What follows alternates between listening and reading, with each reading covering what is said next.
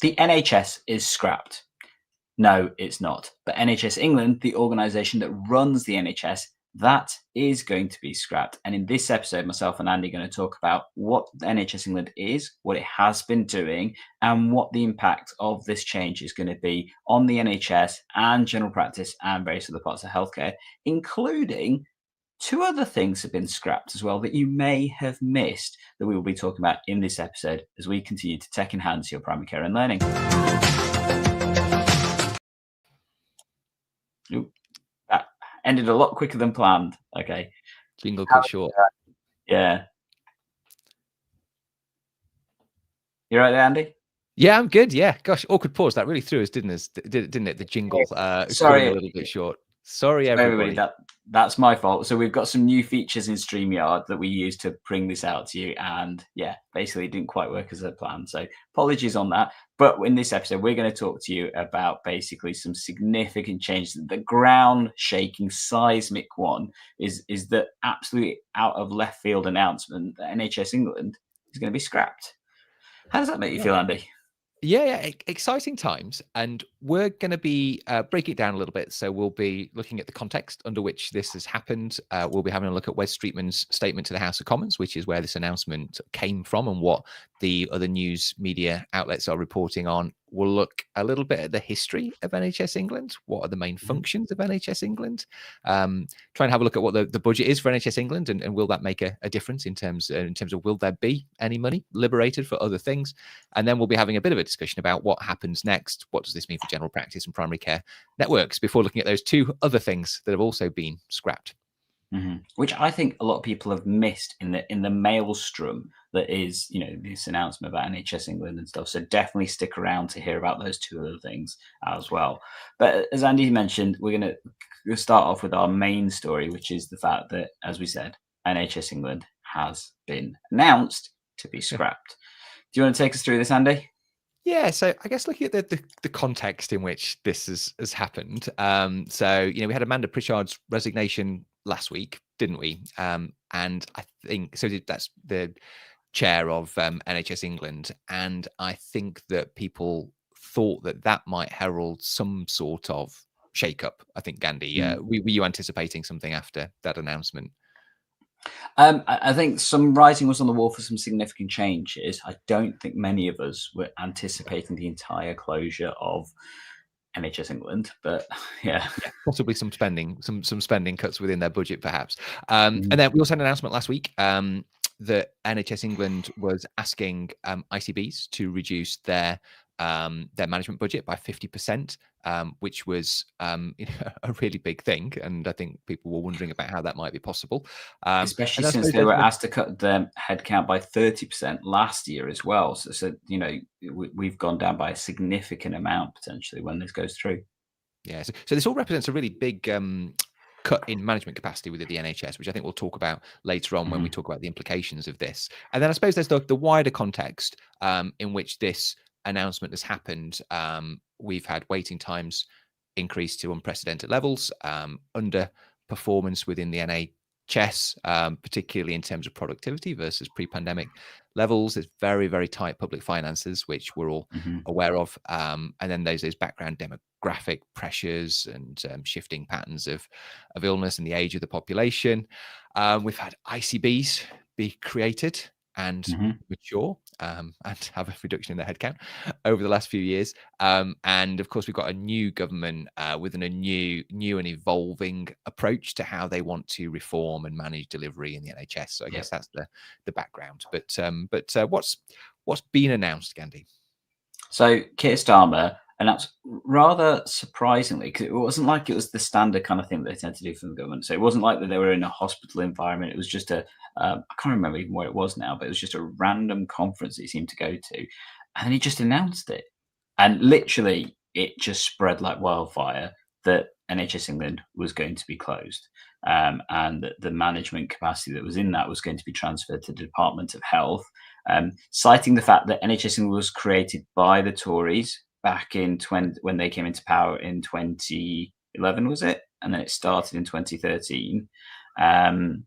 And then effectively that this will bring more power back to the control of how the healthcare is delivered in this country, and also realize some cuts in the amount of spend that is needed as a result of duplication that happens because of the dual aspects of organisation of Department of Health, NHS England, and partly in their ICBs. And we're going to talk about that in a little bit more detail in a second, aren't we, Andy?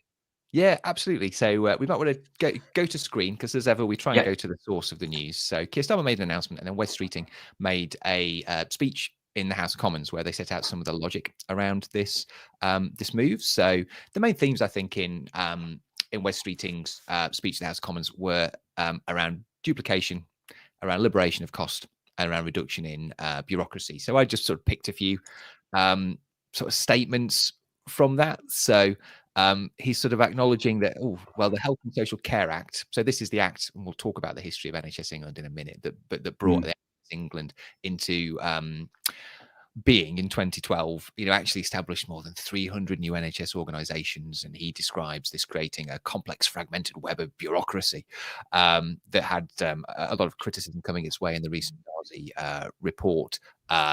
He highlights that there are more than twice as many staff working in NHS England and the Department of Health and Social Care today than there were in 2010, before NHS England came into being. He says staff in the NHS are drowning in micromanagement that they are subjected to by the centre. He talks about the Hewitt report, which reported that local services sometimes have been required to send 250 reports up to NHS England and Department of Health and Social Care in a single month. So lots of bureaucracy. And he's suggesting that the time, energy, and money spent on these exercises can be freed up for patient care. So those are sort of the headline announcements from Wes Streeting. Just reminds me, Andy, and we were going to do this right at the start, but we're talking about an organisation that has done a lot of good work. There are a lot of really good people that work in NHS England. We know some of them. And this is quite distressing when the organisation you work for is announced to be abolished, and you might not have heard about that before. So we just have to be sensitive to those people and acknowledge that a lot of good work has been done. And in fact, Wes Streeting in that speech does acknowledge that NHS England has done good work within NHS England, do good work, and are not responsible for some of these sort of negative outcomes that he perceives have happened following the creation of NHS England. So, and I think I'd definitely like to enhance that point. So obviously over the past few years, whilst you and I have been doing all this live streaming and obviously covering a lot of the stuff that's brought out by NHS England, we've developed relationships with several people who work within NHS England, in terms of what they do, and irrespective of views of people, and we'll come to what that is in a second. I think there have been some amazing people that have worked at NHS England that have done some really challenging and difficult things to help improve the health of the population. And I think it's important to sometimes separate the individuals from the organisation, because I think that's where a lot of people sometimes blur the aspects of things. Because recognising that NHS England had a job to do, and that was how it was. And this is going to be distressing because imagine if you walked into your practice and then was suddenly told it's closing. That's what people are finding out as of Thursday. And that can be a really distressing situation to be in, because it raises lots of questions about your future of healthcare as well, which we're going to go through. So I think it is important to be mindful of that. Now, I said that we come to what people are thinking and stuff, but I put a poll on our YouTube page about how do people feel about NHS England being scrapped, and we've got currently leading 55%. Any ideas what they're saying, Andy? Probably welcome. They may be welcoming the removal of a layer of bureaucracy. I think. I don't know what are they saying, 50, Andy? So the options were happy, sad, indifferent, or what on earth are you talking about? And 55% are indifferent. Okay. So yeah, fair enough. Yeah, that was largely the mood in the staff room at my practice. Actually, we're thinking, how does this affect us? And we were thinking, maybe not that much. But I guess we'll talk about all of that later, I guess. Well, the bigger thing I saw was actually on social media and various other places that everybody was thinking that the NHS was being scrapped. Because the reality is most people outside of the healthcare system don't have a clue what NHS England actually is. Yeah, no, absolutely. And yeah. So, I mean, it might be worth at this point just asking that question: what is NHS England, and what's kind of the Yeah. history of NHS England? Hmm. So NHS England, the organisation NHS England, not the NHS, the healthcare system in the United Kingdom. So NHS England isn't that old. So brought into being on the 1st of April 2013 as a result of a piece of legislation passed called the Health and Social Care Act, which I think were part of the Langsley healthcare Yeah. review that was happening at that time. Before 2013, the Department of Health directly controlled the NHS, Hmm. and there were various mechanisms and commissioning boards. There were all sorts of structures involved in that, uh, but this was created in 2012 by the Act of Parliament as a non-departmental public body. So often when we're talking Gandhi, we think, oh, actually distancing healthcare from politics would potentially Hmm. be a good thing. And Hmm. actually, this was an effort to do something along those lines, actually, and make it independent of government, but responsible to government for the running and Hmm. the performance of the NHS. So that was part of the idea. Um, and at that point, it took over responsibilities such as distributing the funding for the NHS, commissioning some services, and kind of performance monitoring for the NHS. Um, Moving through sort of the period like 2013 to, I guess, 2022, it was focused on overseeing clinical commissioning groups and their activities. They later became Hmm. ICPs and ICBs. So overseeing their commissioning of services, not commissioning things directly, but did retain some specialist commissioning responsibilities around things like cancer care and for rare diseases, which it commissions directly. Then sort of 2022, 23, I forget when it was announced, but Health Education England was initially merged into NHS England. So Yeah. NHS England took over those responsibilities for workforce planning and training that Health Education Hmm. England had. And then NHS Digital, which was responsible for NHS IT, digital services, the NHS app, management of patient health records, was then also merged into NHS England. So it took on responsibility for all of those functions, which I guess takes us up to present and where we're at now. Hmm. Any thoughts so far as we just pause there to reflect on the I mean, there's history? quite a lot of transformation that people may not have realised that has happened in the background of that. Obviously, from both the creation of NHS England to then the transformation, like you said, that covered the period where we had CCGs, clinical commissioning groups, working, and the transition of CCGs to now what we have, which is ICBs and things. And in addition, the change of stopping Health Education England, which for years have been managing the training and workforce aspects, including that into NHS England, and then also NHS Digital. And then there was also NHS X as well, which some people may remember, which was Matt Hancock's brainchild that came up and went at the similar time because that then got absorbed back into NHS Digital. So a variety of changes and transformation that's constantly been happening over the past 12 years or so, that is now going to, in the next couple of years, stop Or move. or move or yeah. Okay. I was going for a little bit more drama there, Well, Andy, yes, but that would yeah. be dramatic. Yes. Yeah. And then I guess just to finish off, it's probably worth just considering. So, what are the main functions of NHS England? Because you're talking about things there, Gandhi, that might need to potentially Yeah. stop, or move somewhere else. I guess there isn't a third option. It's one of those two things, isn't it? Mhm. And it's interesting to think about where they might move because I guess there's two directions they can go. They can go up to the Department of Health and Social Care, or I guess they can come down to ICBs. They're going to move in one of those directions. So, main Or I guess we may function. see the creation of another organisation Well, in the near future, but we would imagine that would be the option that the government's not keen to take. no, because that would be quite visibly bizarre, I think. Yes. So, but yeah, but NHS administration or something could potentially be created. So, what do they do? So, I mean, we've talked about that they commission services through ICBs, but commission cancer treatments, transplants, rare diseases, prison healthcare, things like that. They allocate and manage the NHS funding. They work on workforce planning and development and digital and data management. Hmm. They were very involved in the pandemic emergency response, so they have a role in terms of Yeah. coordinating national level major incidents and emergency responses, and also winter pressures actually, and things that occur more regularly. Hmm.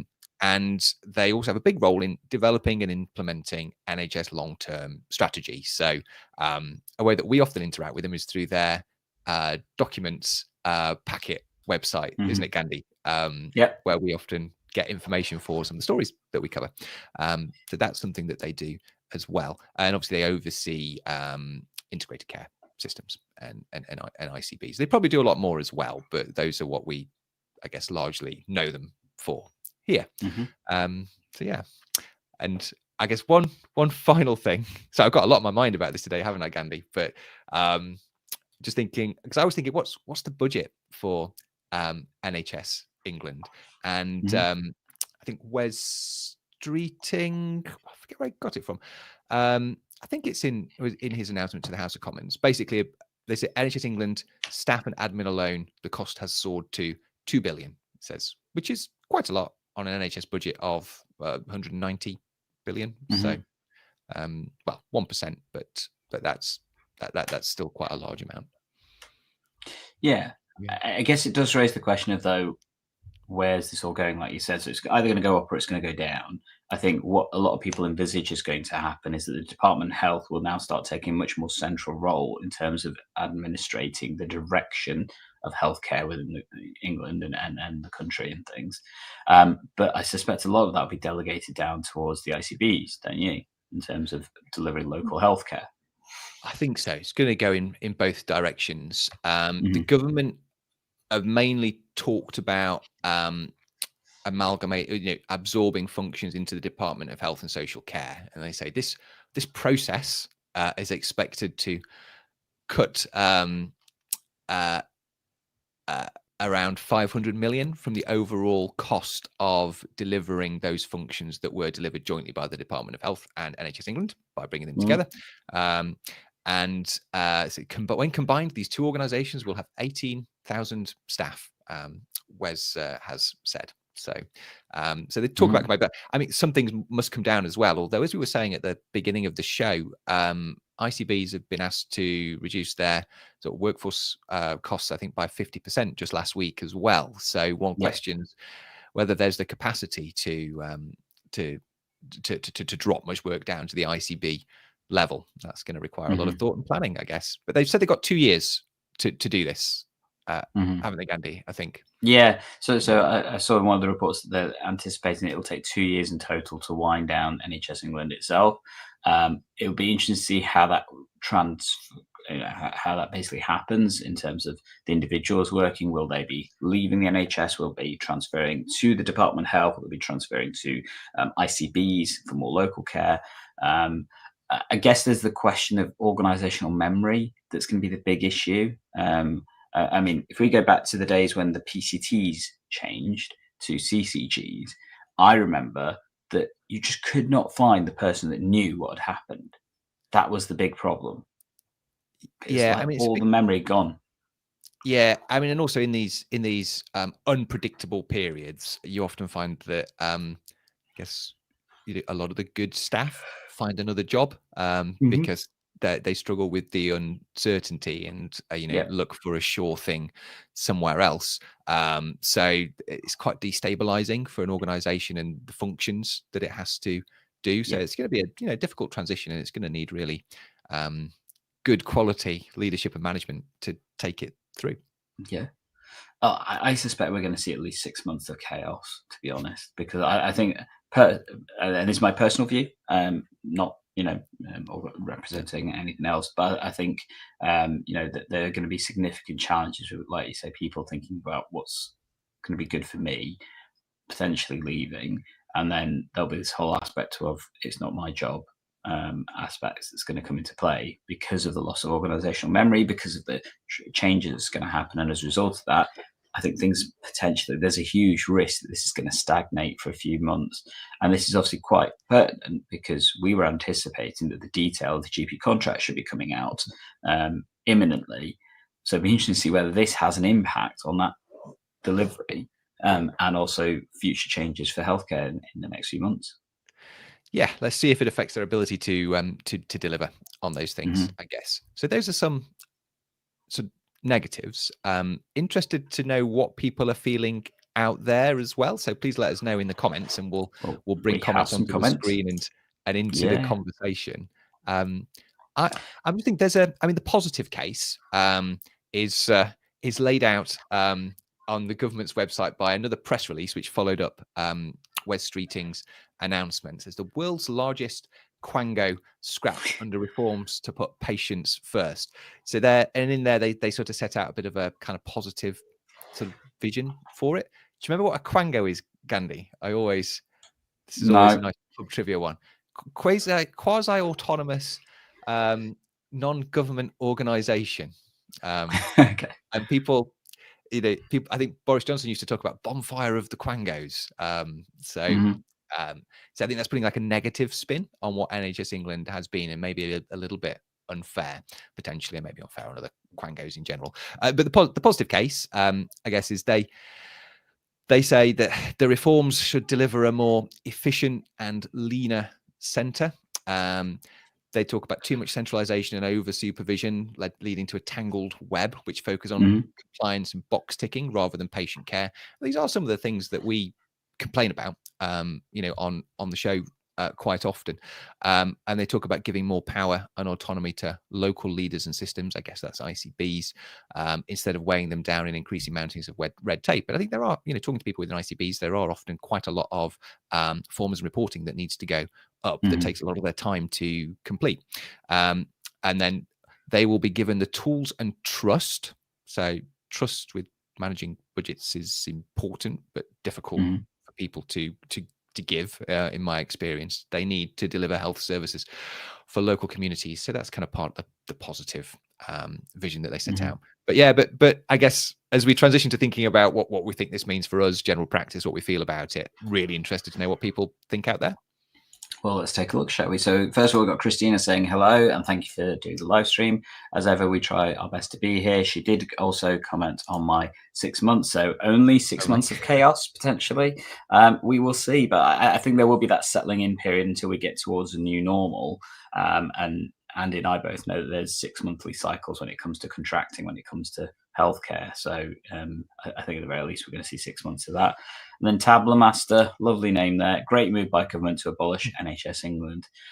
And I guess this is one point I'm going to pick up on. There have been many people on social media and various other outlets who have been almost joyous in the abolishment of NHS England, which, I think that there are absolutely some people where it has caused challenges and difficulties in terms of how people function. You and I have often commented about some of the bureaucracy that definitely causes challenges.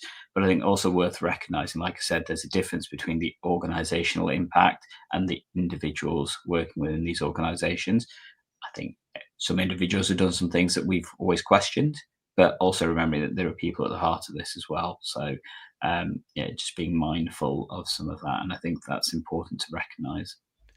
So, Gandhi, what do you think? What are some of your thoughts, observations, and what's your thinking about this? So if I was to peer through my TARDIS and have a little look and see what's going to happen in the imminent future, I think for the next couple of weeks at least, there's going to be a fair amount of, for lack of a better term, chaos going on in terms of organisationally what's happening and the impact that will show. The timing of this is, like I said, really weird for us in general practice, just because we still don't have the detail of the GP contract. So that, I think, will be a good marker for everyone to understand what's going to happen. Because if they still get the GP contract out within the next couple of weeks, the detailed part of it, I think that sends to me some good signals that there's still some back end functioning and things happening. If they don't, then I think that also is a marker for me that there's going to be some significant challenges in the next few months, because that's it. I mean, it should be ready to go. It really should. So if it's not, and it's not published on time, then that has an impact in my view.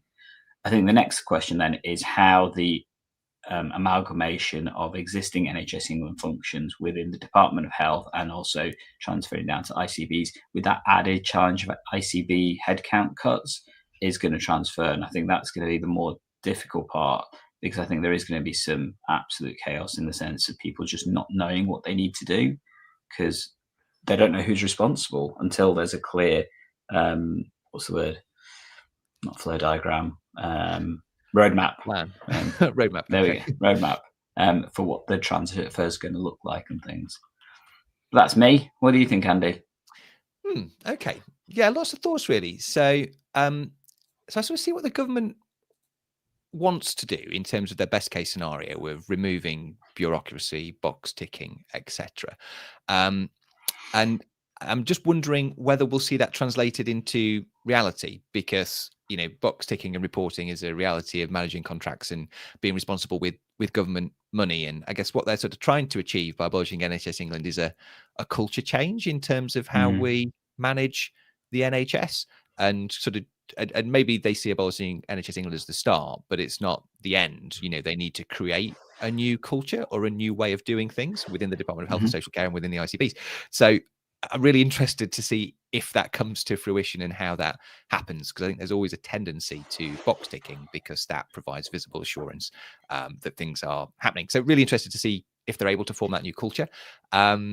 We often have been advocates for moving NHS management and running away from politics and increasing that distance. And this is something that runs counter to that and reduces the distance between the politicians and the running of the health service. Yep. So I'm interested to see whether that is a good or bad thing for general practice. In some ways, Gandhi, I wonder, there's a case where it could be in the short term positive, because the politicians are the people who talk a lot about bringing back the family doctor and about funding for primary care. And somehow that's not been happening over the last 12 years. It's probably never happened.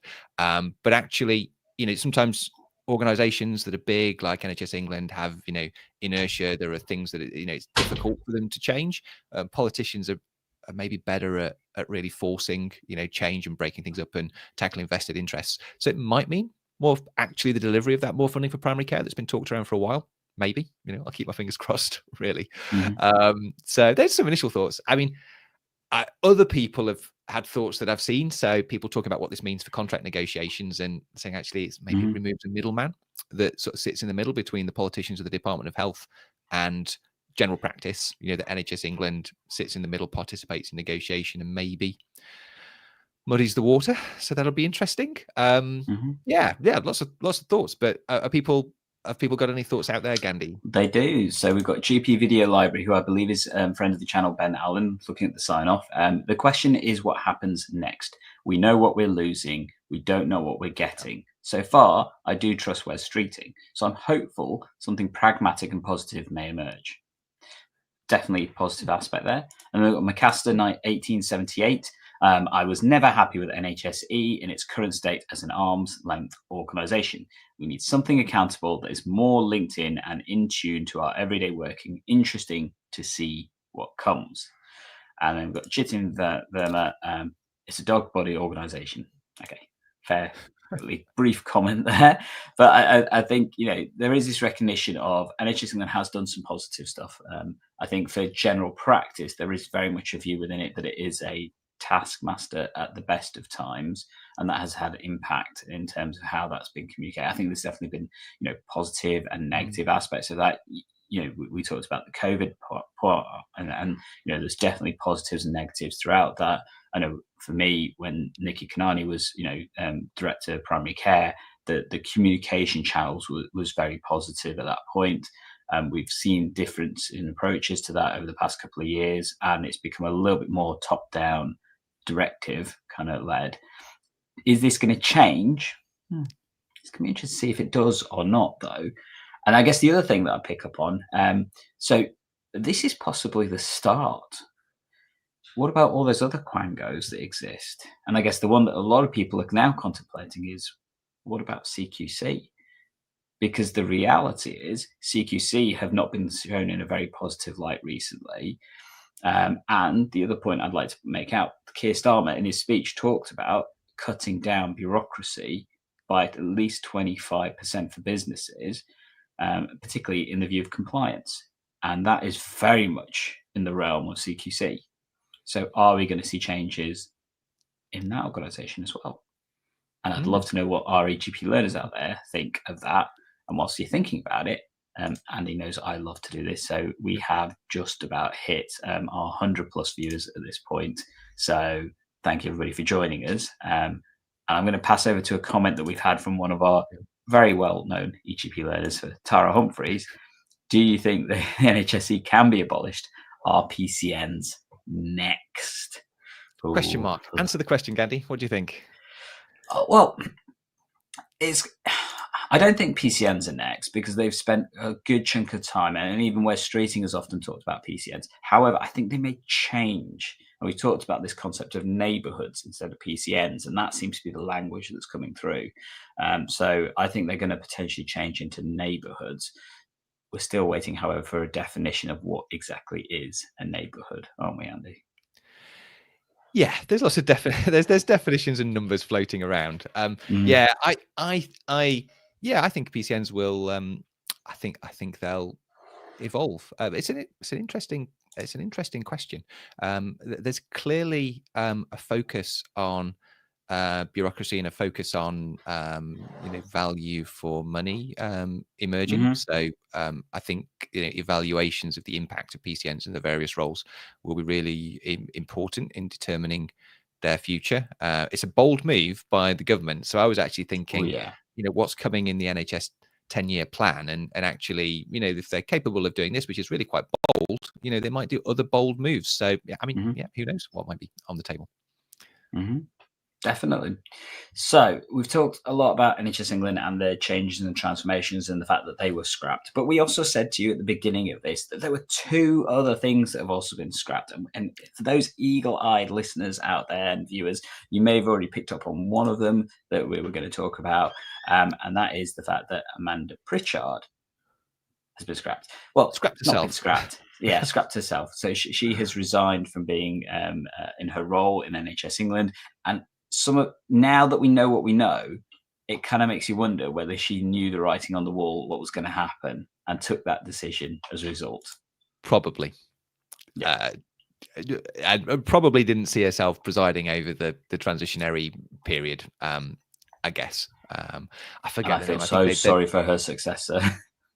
Yeah, I think they have an interim, and I think they may have even be appointing a new one. I think I came across their names in the research, but I can't remember them. But yeah, it's probably a different job.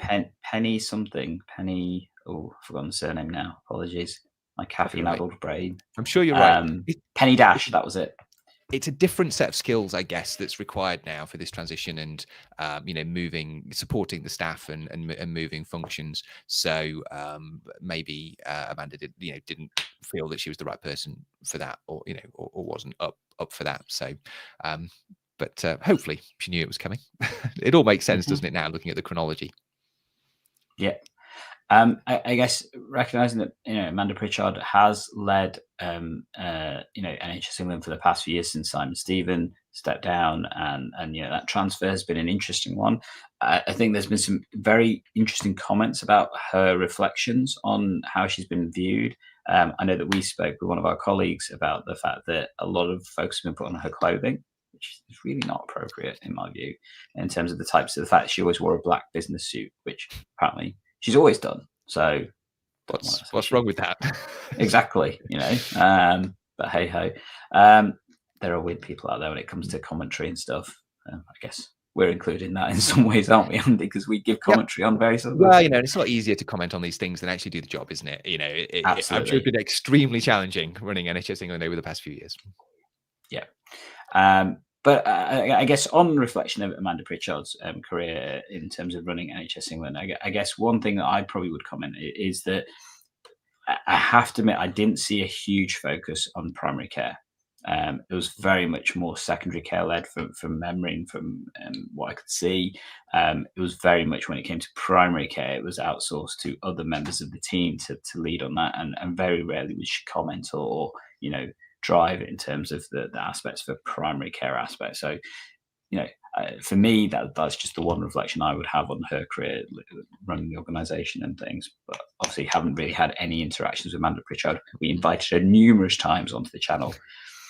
Never happened. But hey, well, we operate outside of civil working hours, don't we? So maybe that's yes, and I guess NHS media guidelines as well, because trying to get them to approve to come on to hit this channel has always been a fun challenge, to say the least. But hey, we're here to try and give you all accurate reporting of what's going on. Just noting the comments. Go for it. Ben's come in with the answer to the question. You were right, Penny Dash, and then the interim CEO is James Mackey. So thank you very much for those comments. Yeah. And then we've got some more comments as well. So Kasisik, question: I don't think less bureaucracy means less bean counting and micromanaging of GP. I think he's then clarified: do you think that less bureaucracy means less bean counting and micromanaging of GP? I don't know. See, one of the things a lot of people comment is that those who run NHS England have never really understood general practice, that they don't comprehend how it works and the impact of it and stuff. And that raises a question as therefore that's why we struggled over the past few years to deliver effective healthcare, because they just don't get how general practice is different to hospital-based contracts and stuff, and the functioning of that. I guess it does raise questions. So there are some adverts out for new jobs, and particularly, I've heard about a new director of primary care role that's going to be amalgamated as it moves towards like the Department of Health. And the question of who's going to have that role, will it be Claire Fuller, who's our current director of primary care, transferring over? Will it be somebody new? Will it be somebody old? And people lining themselves up. Well, old as in somebody who's already done a similar job in the past. And I think that's going to be a really interesting appointment to see who has that role, because I think that will direct a lot of the plans that the Department of Health have in terms of managing primary care in the future. Well, they brought back, I think Alan Milburn has come back to have a role. Previous health secretary Lord Darcy came back to have another tour of duty doing his report. So who knows? Just that question about bean counting and bureaucracy. I just make the observation, and I may be wrong, but the last few years have seen a reduction in sort of quaff points and the quaff burden in some ways. We were going to have lots of IIF targets to count and report on, and that never really materialized, and that went backwards quite quickly. There is a move, I perceive, towards more sort of passive monitoring of general practice in terms of GP appointment data and the remote sort of CQC assessments and monitoring of performance. And I wonder if we might see more move into kind of real-time reporting of data and passive monitoring rather than tick boxing, and that might be a more modern way of doing things. We may not feel that that's better or kinder, but I wonder if just that's going to be the continued direction. We shall see. Yeah. Right. So we've covered 2 stories already. We've got one more left to go through, and something else has also been scrapped, hasn't it, Andy? It has. So, and I'd not noticed this in the last week, but this will sound really dramatic when I say the actual EMIS has been scrapped. Yeah. But has it really, Gandhi? No. So the detail of this news story is the fact that EMIS is now going to change its name as of Monday, so in a couple of days' time, to Optum, which is the name of the parent organization that bought out EMIS about a year ago, I think it was, maybe longer. And we're going to have a little look at that page now, aren't we, Andy? So EMIS is becoming Optum. Yeah, so this is just on EMIS's website. So this is the information they're providing for their customers about the move. Reminding us, EMIS was acquired 2 years ago by Optum, and they're now having a gradual rebrand, essentially, of EMIS products as they become more integrated into the Optum family. If you're an EMIS customer, EMIS practice, then they've got an FAQ here which talks about what will happen. And having a skim through, it looks like at this stage this is a sort of gradual rebrand. And they're reassuring people that things about how their data is used and stored and how their contracts are managed and do they need new contracts, etc., that there aren't any changes on those issues at the moment. I don't know if you picked up on anything else from the press releases or website, Gandhi.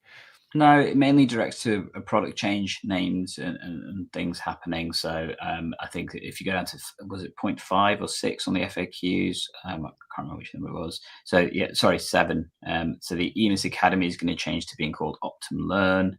And then 8 was EMIS Now, which is their update service. I think that's changing as well to something else. I can't remember what it was now. Optum Health Center. There we are. So basically, it's some name changes that's happening. I guess it still reads into what's happening with EMIS X, or what I'm assuming will now eventually be called Optum X or something similar along those lines, which is the new web-based platform that they have been moving towards for the past 6-7 years, I think. And hearing that that's potentially still going to take some time for that to happen. But the transfer is starting to work through. So I think it'll be interesting to see where this leads the company, particularly now that it's becoming more detailed in the fact that it is now run by Optum, which is a subsidiary of United Health that some people may be aware of in America and things. Yeah, and I was just looking at the scale of these organizations. So EMIS, I found it very difficult. I could have gone on Companies House to have a look at their revenue details, I guess, but probably fairly small compared to Optum, which have a revenue of 226 billion, who are a subsidiary of United Healthcare, which itself has a revenue of 400 billion. And that's just relative to an NHS budget of about 190 billion, just to bring that into context. So they're becoming part of a family of companies that have really, really deep pockets. Got me thinking, Gandhi, and you might have an opinion on this, but like, why did Optum buy EMIS? And what's the longer plan, and what might the implications be for us in general practice or patients? And I was sort of thinking, well, I guess they haven't bought them for access to unique technologies that they've got, but at that scale, they can probably reproduce the technologies and the functionality themselves. So it's probably for like access to their UK market base, their market share, with a view to leveraging that to develop and sell other products in. I don't know. There might be a bit of a data agenda maybe as well, although obviously that's a very highly regulated area. But interesting. And can TPP keep up? TPP, I think, is still an independent business, and so TPP, makers of System 1. I just wonder what this means for the competition as well. EMIS will have deep pockets for innovation, product development, marketing, customer acquisition, and will other companies be able to keep up, or will they need to look for partners? So look out for other mergers and acquisitions potentially. I mean, I think that's going to be an interesting field that we're going to see. So, we are in the year of the new entrants coming to market effectively. So we've got both EMIS and TPP in England having the duopoly of the electronic healthcare records for primary care. We are due to have, and they're already functioning out there, newer providers in terms of delivering electronic health records. So I think we're going to see some interesting times, to be honest, when it comes to the tech side of things. And obviously, we will be here to try and help you understand and navigate any of that as well. In particular, so hopefully Andy's got it ready on screen. Coming up on Wednesday, I'm doing a comparison live stream with various different providers talking about document management. So this is the most requested thing I've had in ages. Loads of people keep saying to me, we want to compare the different document processing aspects. So on this webinar, I'm going to have DocMan team, which is run by One Advanced, Anima, Better Letter, GP specialists, and JivJav, basically showcasing what they do in a comparison webinar, similar to the AI Scribe cloud-based telephony provider ones that we've done in the past. And hopefully this will help people understand the different functionalities and abilities of these platforms. I guess the question, why have we not got some of the other providers? It's not because any particular reason. It's just I can only do 5 at a time, to be honest. Otherwise, it's too complicated. Who's available, I guess, Candy. Yeah. Well, who's available, but also there's a limit to how many you can share sensibly in a live stream, because otherwise it just gets into absolute chaos, I think. Yeah, I hope people will find that a really useful webinar coming up, and we've got similar stuff planned in the near future as well. So if you want to join into that, I'm sure there'll be a link down below to let you do so and things, and it will be coming up at the end of this one. But also we've got some cool announcements to make, haven't we, Andy? Yep. So I guess 2 of our now annual conferences that we support are coming up in the very near future. In fact, they've been scheduled very close together, which will mean that we will be quite busy. The first one of these is PCN Plus Live 2025 on the 23rd of April in person in Nottingham. However, I think that's sold out. Is that right, Gandhi? It is. It is sold out. So unfortunately, if you were planning on joining us, there's a waiting list, and it's a massive waiting list, like 30 people already. So yeah, massively oversubscribed. Yeah, definitely we need a bigger venue for next year. So there are online tickets you can purchase, and that will get you access to all the recordings and the engagement aspects and things. And we've got some amazing sponsors helping us deliver this event to you as well. And absolutely, we'll be talking about all this stuff: the GP contract, neighborhoods, primary secondary care interface. The content for this is going to be amazing. It's going to be really great. It's going to be really relevant. We've got some good a good cohort of people signed up to be in the room, so their contributions are going to be really, really valuable. We've got primary care network clinical directors, managers, deputies, ICB leads. So it's going to be a really good kind of group of people there having these conversations. I just want to highlight to people that the online experience will be really, really good. We've run a number of these hybrid conferences before. We'll have cameras, microphones in the room. You'll be able to ask questions if you're online. We'll give space for those online, and they'll have an advocate in the room to get their questions into the room, and you'll be able to kind of see and hear everything. So it should be a really, really good experience. Also, there's opportunities for online networking as well within the platform that we use that tries to simulate the experience of a physical conference as best you can, and often has some enhancements over that. So if you're curious about the event, please sign up and come along online. Great. Definitely. And then following that, just a few days later, we've got a GP 529. So yeah, me and Andy have really scheduled this really badly this time around, because I think it's only like 4 days between the two conferences. But this is our regular GP trainers online conference. We've got some amazing content. We've got stuff around AI. We've got stuff around understanding physical conditions and helping your trainees understand persisting physical symptoms, how to basically challenge themselves and support trainers in terms of how to help your trainees as well in more detail. Some really cool sessions planned. This one is just remote only, so comfort from your own home. You get instant access to the recordings when the conference is done, with our colleague Dr. Tara George, who's just amazing at understanding all this stuff as well, and really looking forward to that conference as well. It's such a fun one that we do every 6 months, isn't it, Andy? It is. It's great. They're both going to be fantastic. So really looking forward to meeting as many EGP learners as we can at those conferences. So we've had a few final comments, Gandhi. Let's go to them, shall we? So maybe it's good to just kind of go back and.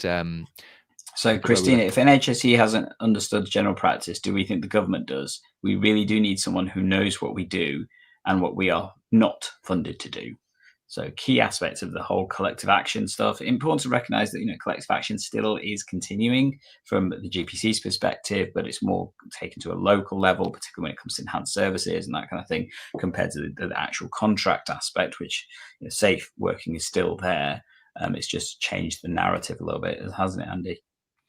It has, and you think about the dynamics of contract, negotiation. I guess without that NHS England middleman, in a way, I guess we're talking more to the Department of Health, that has a very clear leader in Wes Streeting and the Secretary of State, which is an individual very clearly accountable for the negotiations, possibly, an individual that you can focus influence on, develop that relationship between the BMA and government. I wonder maybe how rose tinted glasses, but if there's Mhm. perhaps greater opportunity to have impact with negotiation without a blob. Sorry, being unfair to NHS England, but in the middle there, it's really interesting. And Ben Allen has talked a few places about trust as well, in that he trusts Wes Streeting for the moment. So maybe Mhm. Wes Streeting does understand. I don't know. I guess time will tell. What else have we got? Scott Zalan talking about, I see this as a part of a broader political reset following on from Doge, Ukraine, dire economic situation, perception of gap between policy and delivery. Next target will be disability benefits. Mm.